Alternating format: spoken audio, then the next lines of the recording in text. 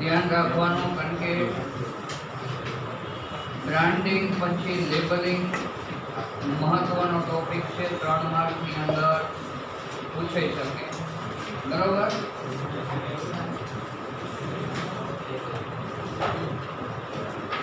હવે આની અંદર યાદ રાખવા માટે પહેલી જ લીટી આપણી પેદાશને અનુરૂપ સવિસ્તાર માહિતી દર્શાવતો આગળનો ટુકડો. પેદાશને અનુરૂપ સવિસ્તાર માહિતી દર્શાવતો કાગળનો ટુકડો. તો લેબલિંગનો અર્થ કાગળનો ટુકડો કહી દો, પણ ટુકડા ઉપર જે કઈ આપણી પેદાશ છે એની પૂરેપૂરી માહિતી બતાવેલી હશે. પ્રાથમિક પેકિંગ ઉપર ચોંટાડવામાં આવશે.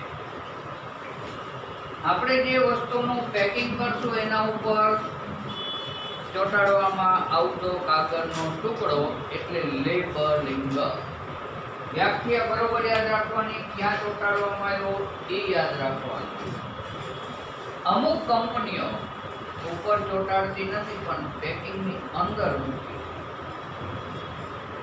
આ કંપનીઓને છૂટ છે, કારણ કે એને ઉપર ચોંટાડવું અનુકૂળ ન આવતું હોય તો ક્યારેક બોક્સની અંદર પણ મૂકી દેવામાં આવતું હોય.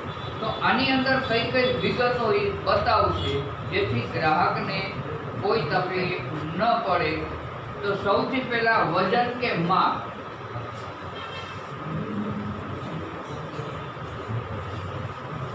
અમુક વસ્તુનું વજન કિલોગ્રામમાં હોય, ગ્રામમાં હોય. અમુક વસ્તુનું માપ લીટરમાં હોય. પ્રવાહી હોય, દૂધ છે, તેલ છે, કેરોસીન છે, તો એ લીટરમાં હોય. કાપડ હોય તો મીટરમાં હોય. એટલે બધા શબ્દનો ઉપયોગ ન કરવો પડે. વજન, માપ પહેલો મુદ્દો એનો. લેબલિંગમાં જે વસ્તુ પ્રિન્ટ કરવાની છે એની વાત. વજન, માપ, પછી કિંમત. ગ્રાહકને ખ્યાલ આવે કે વસ્તુની વેચાણ કિંમત શું છે. મોટા ભાગની કંપનીઓએ આ વસ્તુનો અમલ ફરજિયાત કરવાનો હોય છે, જેથી વેપારી વધારે કિંમત આપણી પાસેથી વસૂલ ન કરી શકે. એટલે એમાં લખેલું હશે કિંમત, વેચાણ કિંમત. પછી ગવર્મેન્ટના કોઈ પણ ટેક્સ અંદર સમાવેશ પામતા છે તો પણ એને લખેલું હોય કે ટેક્સ સહિત, જેથી આપણે વધારાનો ચાર્જ ચૂકવવો નહીં પડે. એટલે કિંમત. પછી ઉત્પાદનની તારીખ.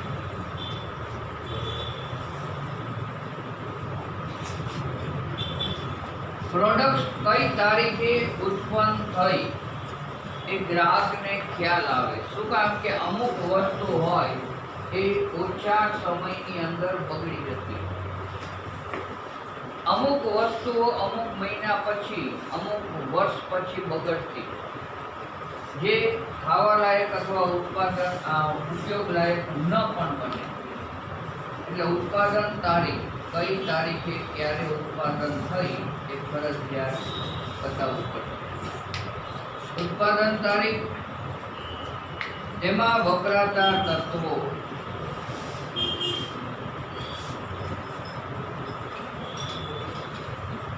જે પદાર્થોનું મિશ્રણ કરવામાં આવ્યું હશે કલર સહિત, બધા જ પદાર્થો શેમાં વપરાણા, કેટલી માત્રામાં વપરાણા એ પણ બતાવેલું છે. ગ્રામ કે મિલીગ્રામ હશે ને તો એ પણ એને સ્પષ્ટ ઉલ્લેખ કરેલો, જેથી ગ્રાહકને ખ્યાલ આવે કે આ જે પદાર્થનો ઉપયોગ આપણે કરીએ છીએ એમાં કયા કયા તત્વોનું મિશ્રણ કંપની દ્વારા કરવામાં આવેલું છે. અંતિમ તારીખ.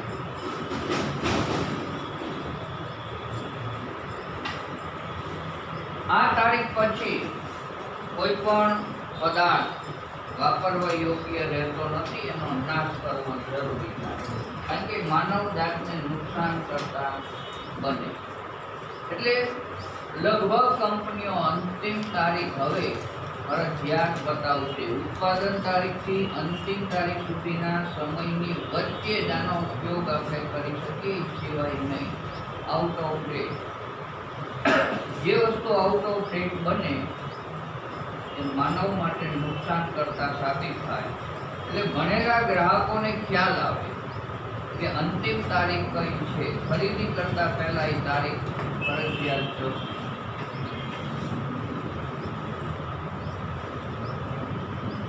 ઘણી ફેર પેદાશનું પેકિંગ ખોલવાની સૂચના પણ આપેલી હશે. પેકિંગ ખોલવાની સૂચના, કઈ જગ્યાએથી પેકિંગ ખોલો તો પદાર્થને વ્યવસ્થિત રીતે તમે પેકિંગમાંથી બહાર કાઢી શકો, કોઈ પણ નુકસાન ન જાય એ માટે સૂચનાઓ ફરજિયાત છે. ઘણી કંપનીઓ પેદાશને વાપરવાની રીત પણ બતાવશે. આની હવે એના કાર્યો ઉપર જે વસ્તુ જોઈ એ કટકા કરીને કાર્યમાં લખવાના છે. 6 પ્રકારના કાર્યો આપણી પાસે. પેદાશને ઓળખવામાં મદદ. શું કામ? કે સૌથી પહેલા બ્રાન્ડ હશે, નામ. નામના હિસાબે કઈ વસ્તુ આની અંદર છે તમને ખ્યાલ આવી ગયો, કારણ કે ઉપર લેબલ ચોંટાડેલું છે. એટલે પેદાશને ઓળખવામાં મદદ થઈ ગઈ. પેદાશની ગુણવત્તા અને પ્રકાર, કયા કયા તત્વોનો બનેલો છે, ઘન પદાર્થ છે, પ્રવાહી પદાર્થ છે, આપણને ઓટોમેટિક ખ્યાલ આવશે લેબલના કારણે. વપરાશકારને પેદાશ વિશેની મહત્વની માહિતી પૂરી પાડે. ક્યારે ઉત્પન્ન થયું, ક્યારે અંતિમ તારીખ, એમાં કયા તત્વો વપરાણા, બધી માહિતી આની અંદર ફરજિયાત બતાવવામાં આવેલી હોય, એટલે ઉપયોગ કરવામાં આપણને સરળ.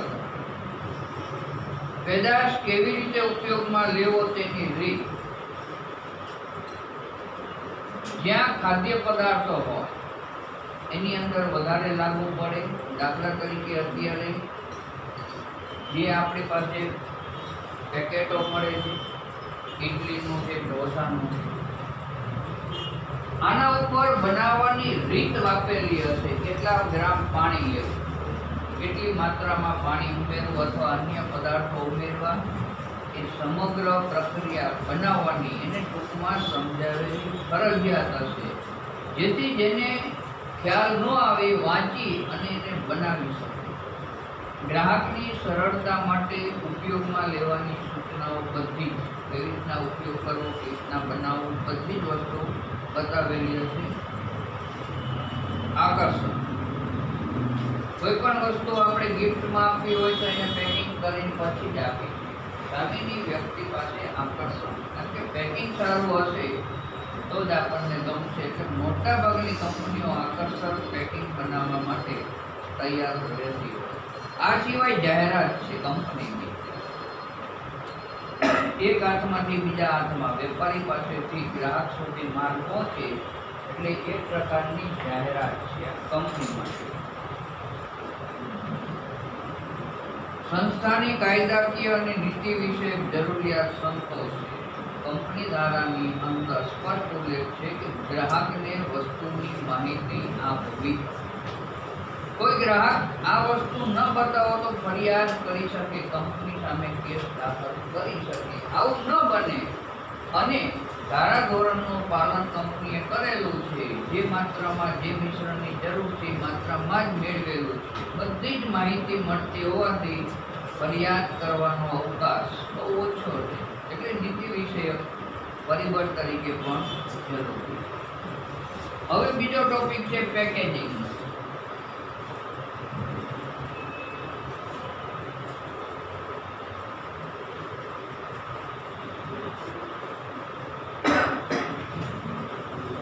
પેકેજિંગ વસ્તુને સજાવવાનું કાર્ય કરે, મતલબ એની શોભા વધારે. આ સિવાય પેકેજિંગનો ઉપયોગ છે બાહ્ય વાતાવરણથી પદાર્થને બચાવવું, સુરક્ષિત રાખવું. સજાવટનું કામ તો પેકેજિંગ કરે જ છે, પણ આકર્ષક પેકેજિંગ જ્યારે કરેલું હોય ત્યારે વસ્તુ લાંબો સમય સુધી આપણે સાચવી શકીએ છીએ. પેકેજિંગ તરીકે પ્લાસ્ટિકના કોથળી કઈ કઈ વસ્તુનો ઉપયોગ થાય? તો પ્લાસ્ટિકની કોથળી.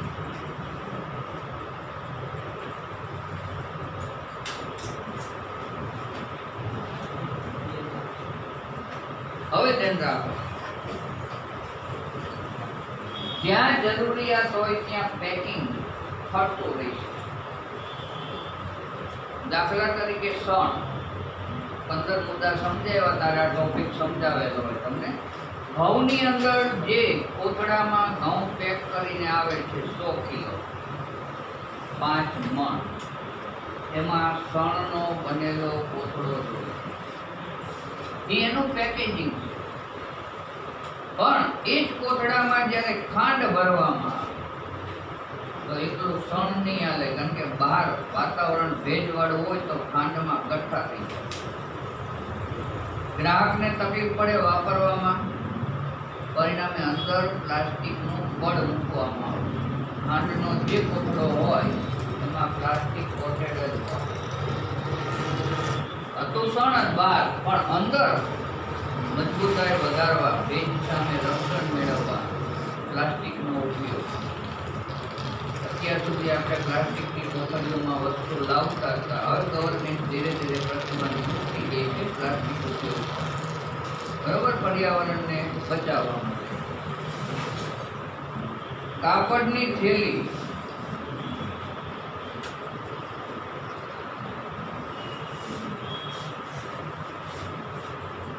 કોઈ પણ વસ્તુ ખરીદો છો તમે, માનો કે તમારા વસ્ત્ર રેડીમેડ ખરીદા તમે, કોઈ કાપડ ખરીદો તો વેપારી તમને કાપડની થેલીમાં મૂકીને જ આપે છે, જેથી ગ્રાહકને ઘરે લઈ જવા સુધી સગવડતા પ્રાપ્ત થાય. બીજું ધંધાની જાહેરાત છે, કારણ કે ઉપર કંપનીનું નામ, વેપારીનું નામ જે હોય છે લખેલું જ હશે. તમે મોબાઈલ લો, ભલે પૂંઠામાં પેક કરીને આપે છે તમને બોક્સમાં, પણ છતાંય મોબાઈલ કંપનીઓ દ્વારા તમને આકર્ષક થેલી કાપડની આપશે. કોરોના આવ્યો, કાપડની અંદર કોરોના પ્રસરવાનો ભય હતો તો કાગળની થેલીઓનો યુઝ, બરાબર, ત્યાં કાગળની થેલી પણ આવી છે. એટલે જ્યાં જરૂર પડે ત્યાં કાપડની થેલી, બધાયમાં નહીં પડશે, જરૂર હોય ત્યાં. કાગળના ખોખા.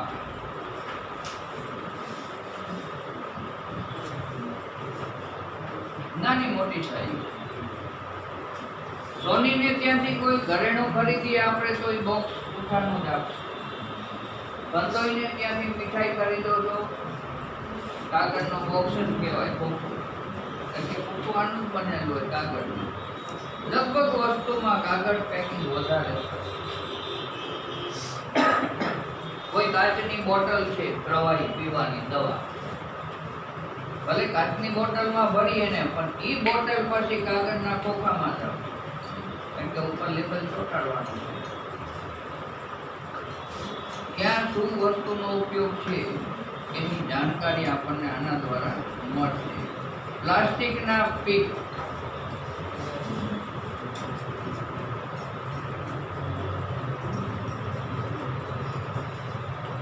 હવે આપણને એમ થાય પ્લાસ્ટિકના પીપ પણ પેકેટમાં વપરાય. હા, વપરાય. શું કામ? કે ઓઇલના જે આવશે એ પીપ જ આવશે. ઓઇલ ગ્રીસ બધું પ્લાસ્ટિકના પીપમાં જ આવે. એટલું નહીં, જરૂર પડે કંપની આનું નાનું સ્વરૂપ પણ ઉત્પન્ન કરી શકે. ઓઇલ 500 ગ્રામ, લીટર ગ્રામમાં પ્લાસ્ટિકના કેનમાં જ આવે. આપણા ભીત રંગવાની જે કંઈ કલર છે એની ડોલમાં જ આવશે, પ્લાસ્ટિકની જ બનેલી હશે. આ સિવાય પતરું. આગળ ખ્યાલ આપ્યો લખશે તેલના, ઘીના ડબ્બા. હકીકતમાં આપણામાં ડબ્બા નહીં, ટીન શબ્દ વપરાય.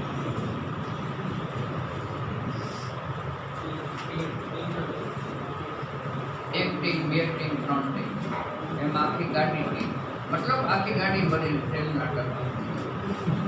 આ વસ્તુ બરોબર સમજવા જેવી.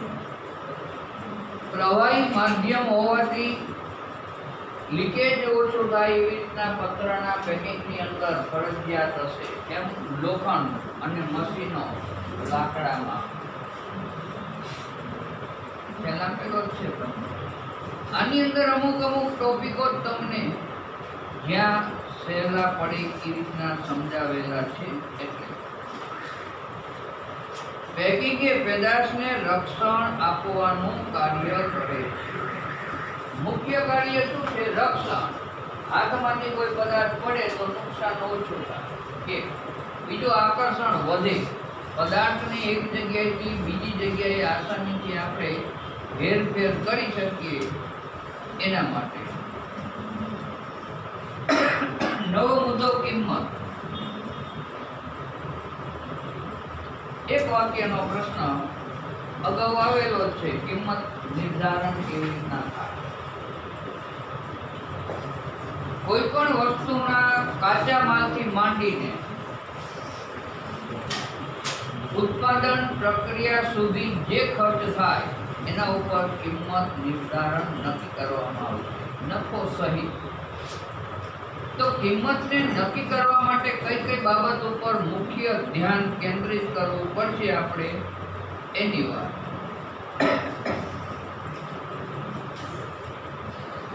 પેદાશની માંગ.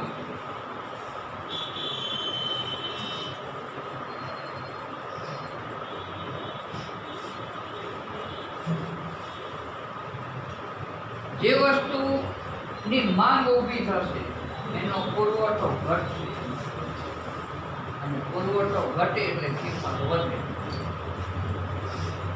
અમુક પેદાશો એવી છે કે એ આપણી પાસે ઓછી માત્રામાં છે તો એની કિંમત ઊંચી જ હોય. દાખલા તરીકે સોનું, હીરા, ઓરિજિનલ આપણી પાસે મર્યાદિત માત્રામાં છે તો આની કિંમત સૌથી વધારે ઊંચી હશે. બીજું, જીવન જરૂરિયાતની વસ્તુમાં જેને ગણતરી કરવામાં આવશે એની કિંમતો હંમેશા નીચે રાખવાની કોશિશ કરશે, કારણ કે આમ પ્રજા એને ખરીદી ઉપયોગ કરી છે. આ સિવાય વહીવટી ખર્ચ. ઉત્પાદન પ્રક્રિયાથી માંડીને ગ્રાહક સુધી પહોંચાડવા માટે જે ખર્ચ થશે તમામ ખર્ચની જોગવાઈ આના ઉપર લાગુ પાડવામાં આવશે. કાચો માલ. માનો કે આ પેન બનાવવા માટે કેટલું પ્લાસ્ટિક વપરાણ. આપણે જે પ્લાસ્ટિક ખરીદશું એ જથ્થાબંધ ખરીદશું કાચો માલ, પણ એક પેનમાં કેટલા ગ્રામ વપરાણું એના ઉપર એની કિંમત નક્કી થાય. એક પેન બનાવવા માટે કારીગરનો સમય, એને ચૂકવેલી કિંમત આપણે એટલે પગાર. આને પણ ધ્યાનમાં રાખવામાં આવશે. આમાં કોઈ કલરનું મિશ્રણ કર્યું તો એ કલર કેટલા વપરાણું. પરિણામે એક વસ્તુ ઉત્પન્ન કરવામાં કેટલો ખર્ચ થયો પ્લસ આપણે નફો એડ કરી કિંમત નક્કી કરશું. હવે એને અસર કરતા પરિબળો. જુદા જુદા પરિબળો એને અસર કરશે. સૌથી પહેલા પેદાશની પડતર.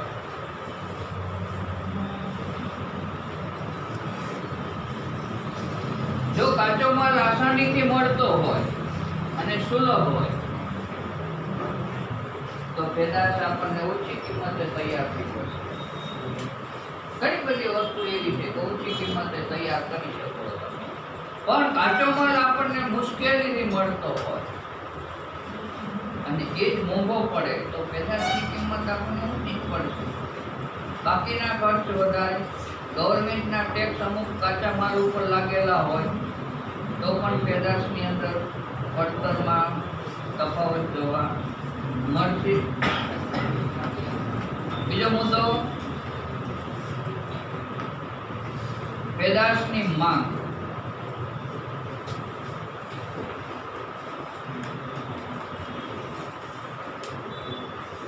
ગ્રાહક કયા પ્રકારની વસ્તુ માગે અને માંગ કેટલી એને ધ્યાનમાં રાખી કિંમત નક્કી થાય. માંગ જેમ વધશે એમ કિંમત વધશે.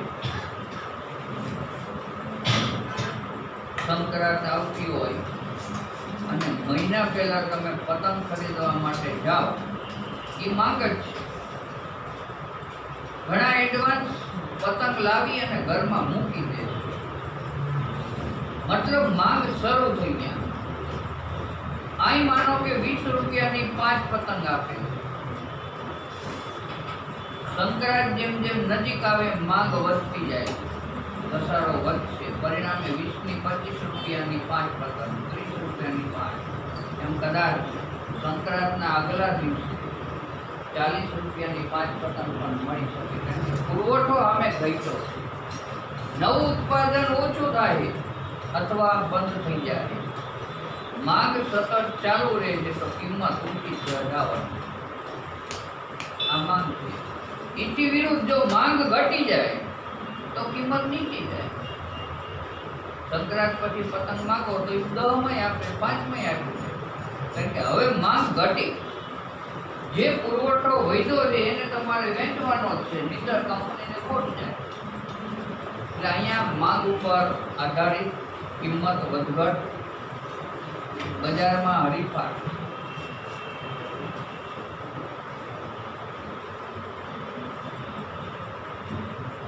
હરીફ કંપનીઓનો જ્યારે માર્કેટમાં પ્રવેશ થાય ત્યારે કંપનીની માંગ ઉપર અસર પડે. કારણ કે હરીફો સસ્તો માલ વેચશે માર્કેટમાં પોતાનો પગ સ્થિર કરવા માટે, ટકી રહેવા માટે. અહીંયા જો હરીફને ધ્યાનમાં રાખવામાં ન આવે તો આપણો જે ગ્રાહક વર્ગ છે ધીરે ધીરે હરીફની વસ્તુ ખરીદતો થઈ જશે. પરિણામે કંપનીએ ભાવ વધારવાની જરૂરિયાત નહીં પડે. એને ભાવ સરભર કરવો પડશે અથવા તો નીચો લાવવાની જરૂર પડશે. નહીં તો મુશ્કેલી પડે. ગ્રાહક આપણને છોડીને ગયો તો નફો જે મળે છે, વસ્તુ જે વેચાય છે એ વેચાશે નહીં, નફો નહીં મળે. એટલે કઈ કઈ કંપનીઓ માર્કેટની અંદર આપણા જેવી જ વસ્તુ ઉત્પન્ન કરીને વેચે છે એ પહેલાં તમારે ધ્યાન રાખી પછી કિંમત નક્કી કરવી પડે. એટલે હરીફાઈનું તત્વ પણ કામ કરશે. આની અંદર સરકારી અને કાયદાકીય અંકુશો, ગવર્મેન્ટના અંકુશો ઉપર તમારે ધ્યાનમાં રાખવું પડશે. ક્યારે કાયદો બદલે ગવર્મેન્ટે નક્કી નથી. પરિણામે કદાચ કાયદો બદલાય અને ઉત્પાદન પ્રક્રિયા કાયદાના હેઠળ આવતી હોય તો આપણે ઉત્પાદન બંધ પણ કરવું પડે. કારણ કે સમાજને નુકસાન કરતું. ગવર્મેન્ટના ટેક્સ વધે તો કિંમત તમારે વધારવાની જરૂરિયાત પડે. કારણ કે ટેક્સ મુક્તો તમારે નફામાંથી બાદ કરવાનો છે.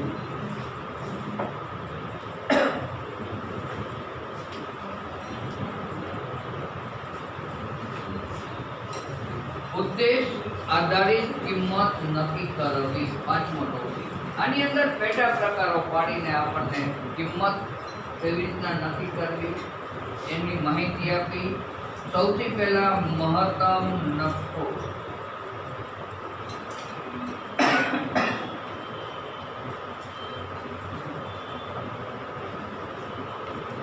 કંપનીનો ધ્યેય નફો છે. વધુ નફો કઈ રીતના મળે એવી નીતિ તમારે ધ્યાનમાં રાખવી પડશે. કઈ વસ્તુની કઈ વેચાણ કિંમત રાખશું તો આપણને નફો થાય, કેટલા પ્રમાણમાં થાય એ અંદાજ માની અને કંપની નફાને પ્રાધાન્ય આપી વસ્તુની કિંમત નક્કી કરે છે. પણ આ નફો એટલો આપણા માટે મહત્વનો નથી. ગ્રાહક પણ આપણી સાથે જોડાયેલો રહે અને આપણી પ્રોડક્ટ્સ લાંબા સમય સુધી ખરીદતો રહે એ રીતના એની કિંમત નક્કી કરી અને પછી નફાને ધ્યાનમાં લેવા. કારણ કે ગ્રાહક છે તો ઉત્પાદન વેચાશે, ઉત્પાદન વેચાશે તો નફો મળે. એટલે નફાને નક્કી કરતી વખતે ખાસ ધ્યાનમાં રાખવું પડશે. બીજું, બજારમાં મોખરાનું સ્થાન મેળવવા. ટોપ ઉપર જે કંપની નફાના ઉદ્દેશથી અને સમાજ સેવાના ઉદ્દેશથી આગળ વધતી હોય એ કંપની વિશાળ ગ્રાહક વર્ગ ઊભો કરી શકશે. અને વિશાળ ગ્રાહક વર્ગ ઊભો થાય એટલે તમારું સ્થાન ધીરે ધીરે ઊંચકાશે. મોખરાના સ્થાન ઉપર એટલે ટોપમાં આપણે વિરાજમાન થઈ શકીએ. ઘણા બધા પરિબળો આની અંદર કામ કરતા હોય. બધા જ પરિબળો ઉપર મેનેજમેન્ટ જ્યારે ધ્યાન નક્કી કરે ત્યારે ગ્રાહકને પોતાના તરફ આકર્ષી શકે, ખરીદવા મજબૂર કરી શકે. અને ગ્રાહક ખરીદશે તો આપણે મોખરાના સ્થાન ઉપર જઈ શકીએ. જે પણ ટ્રીકની જરૂર હોય, જે પણ જરૂરિયાતની નીતિઓ હોય એ નીતિઓ બનાવી ગ્રાહકની જરૂરિયાતને સંતોષો એટલે મોખરાના સ્થાન ઉપર આપણે પહોંચી શકીએ. આપણને પણ નફો થાય, ગ્રાહકને એમ ન થાય કિંમત મોંઘી છે.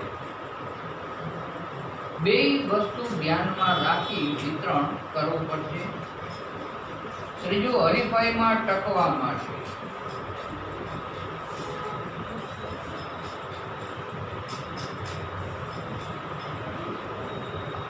હરીફાઈમાં ક્યારે ટકી શકો કે જ્યારે તમે ઓછી કિંમતે ઉત્પાદન કરશો તો હરીફ કંપની આપણા કરતા નીચી કિંમતે વસ્તુ વેચતી હોય તો આપણે પણ ભાવ ઘટાડવાની કદાચ જરૂરિયાત ઊભી થાય, અથવા અંદરથી માલ ઘટાડવાની જરૂરિયાત ઊભી. સરભર કરવાની નીતિ તમારી હોવી જોઈએ. માર્કેટની અંદર ટકવા માટે આ કિંમત મહત્વનો પરિબળ છે. કારણ કે ગ્રાહક એક નહીં તો બીજી વસ્તુથી કામ ચલાવી લેતો હોય, ખાસ કરીને અવેજી વસ્તુ. જો ઘઉંના ભાવ ઉંચકાય અને બાજરાના ભાવ એમને મળે તો ઘઉં ખાનારો વર્ગ ઘઉં ખરીદવા માટે નીકળી અને બાજરામાં આવતો રહે. પરિણામે શું થશે? બાજરો ખાનારો વર્ગ જે હતો ને એમાં માંગ વધશે, કારણ કે ઘઉં વાળાની શરૂઆત આમાં.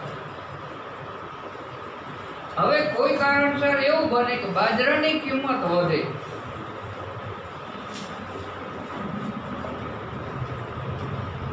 તો બાજરો ખાનારો વર્ગ જુવાર તરફ વળશે. બીજી વસ્તુથી કામ ચલાવી લેતો એ શીખી જશે.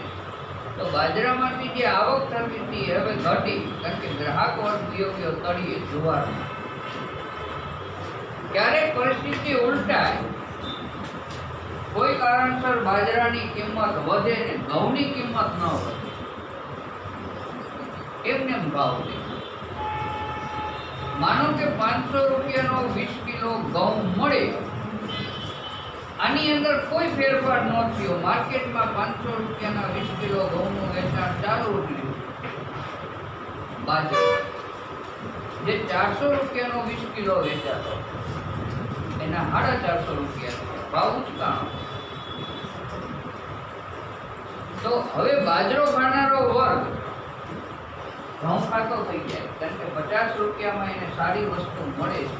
ડિફરન્સ નાનો છે એના માટે. તો આ જે મધ્યમ કક્ષામાં હતો બાજરો ખાનારો વર્ગ એ ઉપલા વર્ગમાં એડ થાય. પરિણામે ઘઉંની માંગ વધશે. ઘઉંનો જથ્થો જે ઉત્પાદન થાય એટલો ને એટલો રહ્યો, પણ માંગ વધી. પરિણામે ઘઉંની કિંમત વધવાની સંભાવના પણ રહે છે. એટલે બધી જ બાજુનું ધ્યાન રાખી કિંમત માર્કેટની અંદર નક્કી થતી હોય. આર્થિક સ્થિતિ છઠ્ઠો મુદ્દો.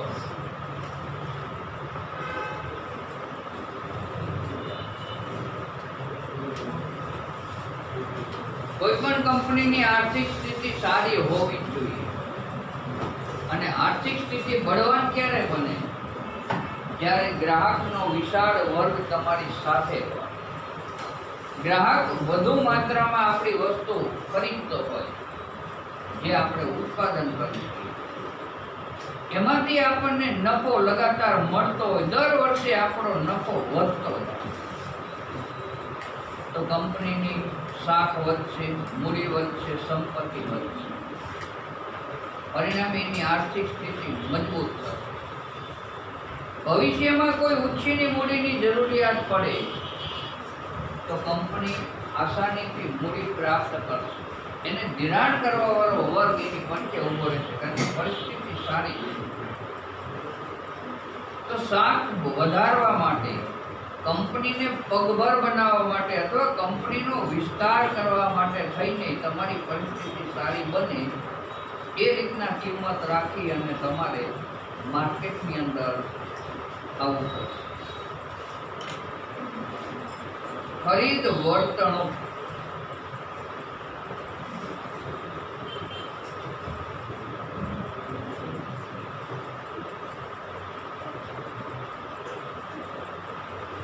જાત જાતના ગ્રાહકો મળશે આપણને,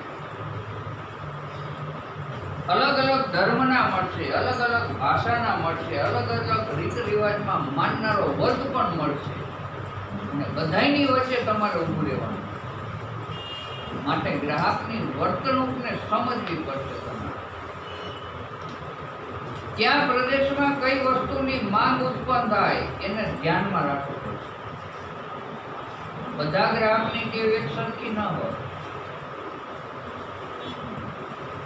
બધાની માન્યતા એક સરખી નહીં હોય, બધાની ખરીદી શક્તિ એક સરખી નથી. તમે ધનવાનને ધ્યાનમાં રાખીને વસ્તુની કિંમત નક્કી કરો તો મધ્યમ વર્ગ એટલે ગરીબ વર્ગ ખરીદી કરી શકે.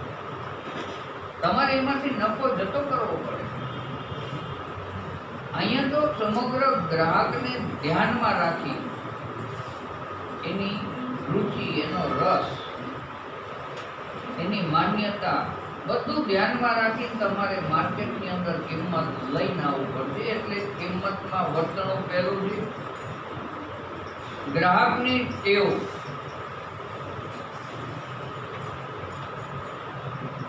હમણાં કીધું એમ દરેક ગ્રાહકની જે ટેવ હશે ને એ ટેવ પ્રમાણે ખરીદ કરશે. એનીથી વિરુદ્ધ ક્યારેય નહીં જઈ શકે. ટેવ બદલાતી નથી. આપણે સમજો, અમુક વ્યક્તિઓ એક જ જાતની વસ્તુઓ ખરીદ જ કરશે, એને બદલાવ લાવવાની જરૂરિયાત લાગશે જ નહીં, કારણ કે ટેવથી બંધાઈ ગયો. જે કલર પસંદ કર્યો એ કલર જ એને ગમશે, એ કલરની બધી જ વસ્તુઓ લઈ આવે. એટલે ટેવ સામાજિક, સાંસ્કૃતિક, સંસ્કૃતિ, સમાજને અનુરૂપ વસ્ત્ર બનાવતા હોય તો વસ્ત્ર, એની કિંમત. હિન્દુ વર્ગ હોય એ હિન્દુ ધર્મને લગતા જ તમારા વસ્ત્ર માર્કેટમાં ચાલે, એ વર્ગ વધુ ખરીદે એટલે તમારી કિંમત એવી રીતના નક્કી કરવી પડે. મુસ્લિમ સમાજ રહેતો હોય ત્યાં મુસ્લિમ સમાજને જે વસ્તુની જરૂરિયાત છે એ વસ્તુનું માર્કેટ તમને મળે અને તમારી અહીંયા કિંમત એ પ્રમાણે રાખવી પડશે, જેથી વિશાળ વર્ગ તમને મળી જાય. બીજા વિભાગમાં કદાચ ઓછું વેચાણ તો અહીંયા સરભર થઈ જાય, પણ જ્યારે આ વસ્તુ આવે ત્યારે સમગ્ર સમાજને ધ્યાનમાં રાખીને આપણે આવવાનું, કારણ કે દરેક સમાજનો વર્ગ આપણી પાસે આવતો. એમ સંસ્કૃતિને નુકસાન જાય એવી કોઈ પણ પદાર્થ માર્કેટમાં તમે વેચાણ માટે મૂકી નથી શકતા, અને કદાચ બનાવો તો એનો ગ્રાહક વર્ગ નહીં મળે. સંસ્કૃતિ વિરુદ્ધ વ્યક્તિ ક્યારેય નહીં જાય. દાખલા તરીકે ભારતની અંદર જેને આપણે દેવ દેવીઓ તરીકે માની છે, આસ્થાનો વિષય, હવે એને તમે બૂટ કે ચંપલ ઉપર પ્રિન્ટ કરો ને એના ઉપર પગ મૂકીને ચાલો તો આપણો સમાજ ક્યારેય સહન ન કરી શકે. તમે એની ગમે કિંમત રાખશો લોકો એ ખરીદશે નહીં, કારણ કે એની ધાર્મિક માન્યતા દિલ દુભાય.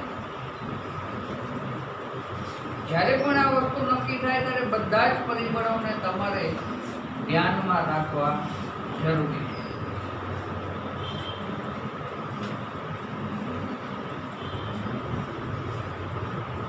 એમ આર્થિક પરિબળો, ગ્રાહકની આવકની ક્ષમતા કેટલી, એ કઈ વસ્તુની કઈ કિંમત રાખશું તો ખરીદી શકશે, એ તમારે ધ્યાનમાં રાખવું પડે. ઘણી બધી કંપનીઓ હોય, કુદરતી કોપ આવ્યો આપણા ઉપર, તો ક્યાંક ને ક્યાંક ભાવ ઘટાડવાની નીતિ અપનાવી કરી, કારણ કે ગ્રાહકની ખરીદ શક્તિ ઘટી કોરોનાના કારણે. ઉદ્યોગ ધંધા વેપાર બંધ થઈ ગયા, ગ્રાહકની આવક ઓછી થઈ ગઈ. જે ગરીબ વર્ગ હતો એને ખૂબ જ તકલીફ પડી, કારણ કે ઉદ્યોગો બંધ હતા, મજૂરી નહીં મળે, કારખાના બંધ હતા, કારીગરોને પગાર ન પણ મળે. આ પરિસ્થિતિમાં કંપનીએ માર્કેટમાં ટકવા માટે કઈ કિંમતને નીચી લાવવાની પણ જરૂરિયાત પડે તો એ નીચી લાવીને વેચાણ કરશે, જેથી ખોટ સહન ન કરવી પડે. હવે વિતરણ અલગ જ.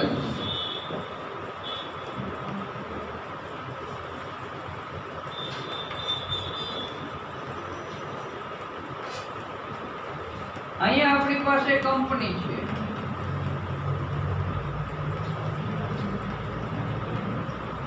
અને ગ્રાહક છે.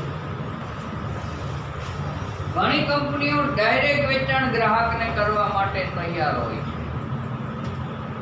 સીધો જ માર્ગ એક જ કંપની, સીધો જ ગ્રાહક. તમે ઓનલાઈન વસ્તુ જે મંગાવો છો કંપનીમાંથી, એમાં વચ્ચે મધ્યસ્થી બીજું કોઈ હોતું જ નથી. સીધી જ વસ્તુ તમારા સુધી આવે. અને આ ધંધો રોકડમાં.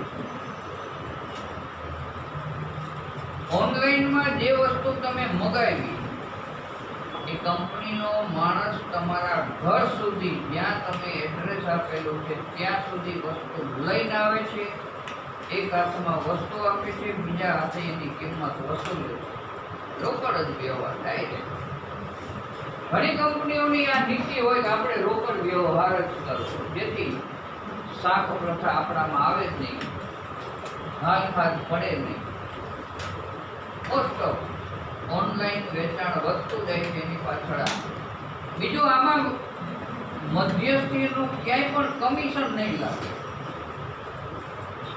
વેપારી કમિશનો ક્યાંય નહીં લાગે. પરિણામે ગ્રાહકને વસ્તુ સસ્તી અને સારી આ ડાયરેક્ટ. બીજા માર્ગની અંદર કંપની હોલસેલ વેપારીને માલ આપશે.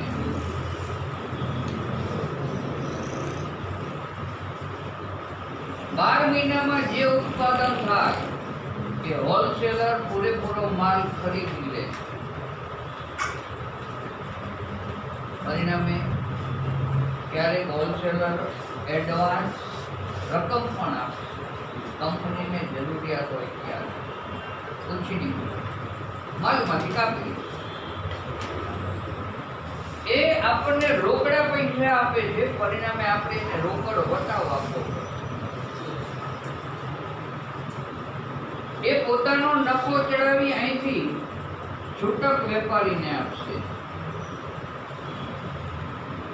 જથ્થાબંધ વેપારી પાસેથી માલ પહોંચે છૂટક વેપારી પાસે, અને છૂટક વેપારી પછી ગ્રાહક આવશે.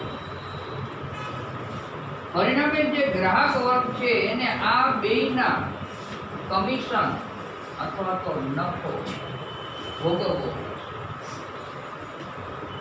વેચાણ કિંમત શું કામ કંપનીઓ વધારે રાખે છે એ અગાઉ તમને સમજાવેલું છે. વેપારીઓને ફાયદો છે, ગ્રાહકને ખ્યાલ ના આવે કે વચ્ચેના વેપારીઓનું કમિશન અથવા નફો ચડતા ચડતા માલ આપણા સુધી પહોંચ્યો.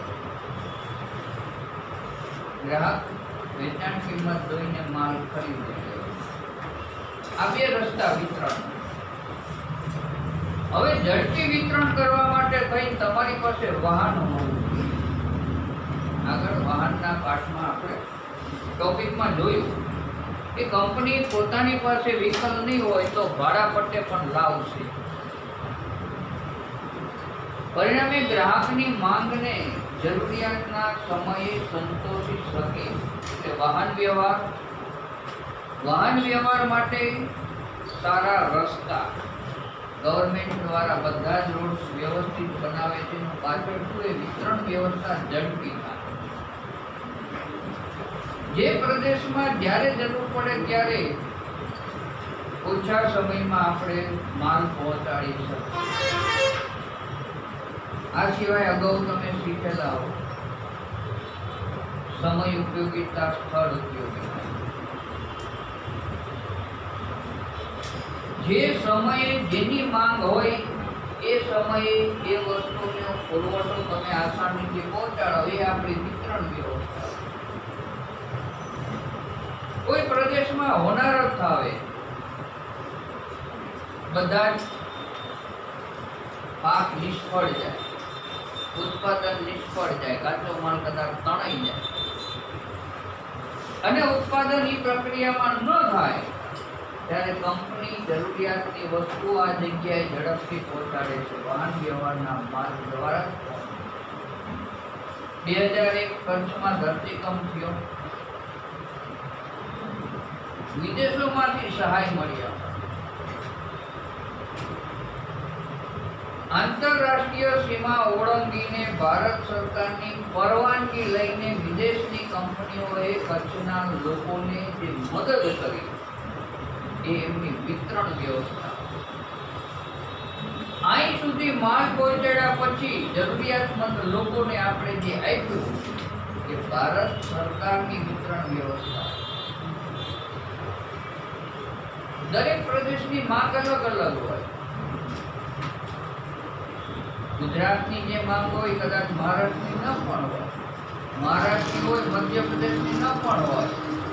તો તમારે વિતરણની અંદર આ માર્ગ બરોબર ધ્યાન રાખવું પડશે કે કયા પ્રદેશમાં ક્યારે કઈ વસ્તુની માંગ ઉત્પન્ન થાય એ પ્રમાણેનું આખું માળખું તૈયાર કરવું પડે.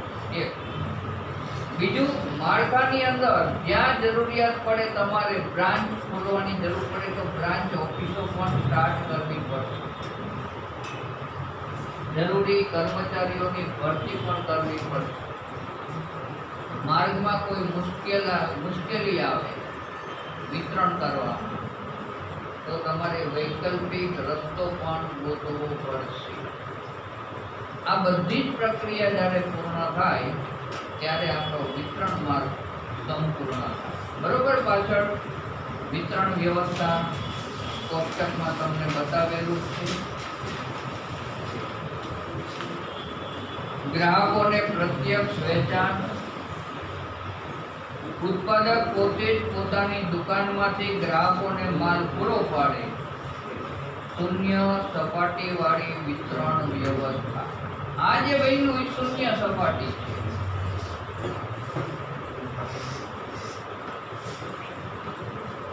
વચ્ચે કોઈ નહીં, કોઈ દલાલ નહીં, કોઈ વેપારી નહીં. કંપનીમાંથી જે માલ ઉત્પન્ન થયો એ ડાયરેક્ટ વેચાણ. પરિણામ ગ્રાહકને ખૂબ જ સસ્તું પડશે, કારણ કે એને કોઈ જાતના કમિશન વેપારીઓના ચૂકવવા પડતા નથી. એટલે કંપનીએ જે ભાવ નક્કી કર્યો એ ભાવે ડાયરેક્ટ માલ ગ્રાહક સુધી પહોંચાડ્યો. જેનું નામ શૂન્ય સપાટી વિતરણ વ્યવસ્થા. હવે એની સામે મધ્યસ્થીઓ દ્વારા વેપાર, ઉત્પાદક, છૂટક વેપારી, ગ્રાહક. હવે આની અંદર હોલસેલરને આપણે બાદ કરીએ એટલે અહીંથી ડાયરેક્ટ અહીંથી અહીંયા.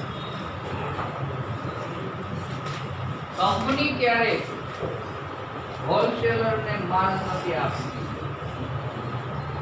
છૂટક વેપારીઓને સીધું વિતરણ કરે અને છૂટક વેપારીઓ ગ્રાહકને વિતરણ કરે. મતલબ આની અંદર એક જ વ્યક્તિ મધ્યસ્થી તરીકે આવી, એટલે એક સપાટી વાળી વિતરણ વ્યવસ્થા.